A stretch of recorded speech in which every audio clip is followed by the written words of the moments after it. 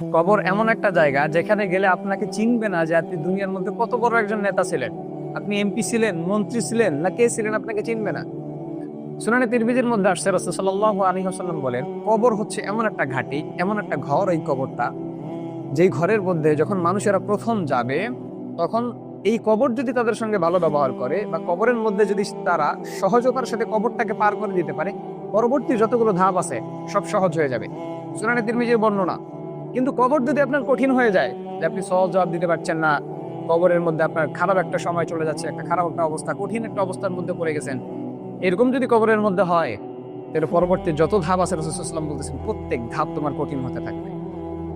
এবং অপর হাদিসের মধ্যে আসছে, রাসূল সাল্লাল্লাহু আলাইহি ওয়াসাল্লাম বলছেন, যখন মানুষেরা একজন মানুষকে কবরের মধ্যে রেখে চলে যায়, তখন ওই কবরের মৃত ব্যক্তি ওই মানুষের পায়ের খসখস শব্দটা শুনতে পারে।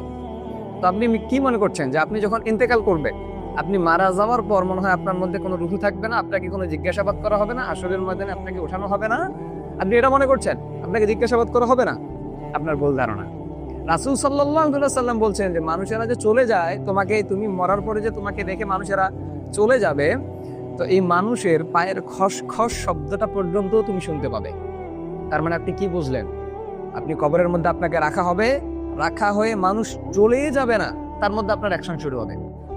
তাহলে কবর আপনাকে এমনি এমনি চিনবে না। আপনি এমপি, মন্ত্রী, সরকার কে ছিলেন সেটা দেখে কবর আপনাকে চিনবে না, নবী রাসূল দেখে আপনাকে চিনবে না, দেখবে আপনার আমল।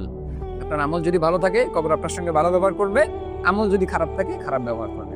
আমরা শুধু মনে করি, আমরা শুধু সারা জীবন শুনলাম যে কবরের মধ্যে যদি খারাপ একটা সময় চলে আসে, আমরা যদি গুনাহগার হয়ে মারা যাই, তাহলে কবরের এক পাশের মাটি আর এক পাশের মধ্যে চাপ দিবে, আমাদের এক পাজরের হান অন্য পাজরে চলে যাবে। সারা জীবন এটা আমরা শুনছি না, শুধু শুনে আসলাম, কিন্তু এর প্রক্রিয়াটা আমরা কি কখনো অনুভব করছি? এর প্রক্রিয়াটা কি আমরা কখনো চিন্তা করছি যে প্রক্রিয়া কি হবে? কত দূর একটা কথা চলে গেছে যে এক পাশের মাটি অন্য পাশে চাপ দেবে, এক পাজরের হান অন্য পাজরে চলে যাবে। আপনি চিন্তা করছেন যে কবরের মধ্যে কি একটা অবস্থা হবে আপনার?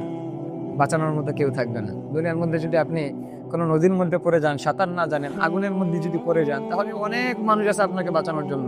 আর সেদিন যদি গহীন সেই সমুদ্রের মধ্যে, জাহান্নামের সমুদ্রের মধ্যে পড়ে যান, সেদিন যদি গহীন সেই জাহান্নামের লেলিহান আগুনের মধ্যে পড়ে যান, আপনাকে বাঁচানোর মতো ক্ষমতা কারো থাকবে না, কোনো নবীরও থাকবে না।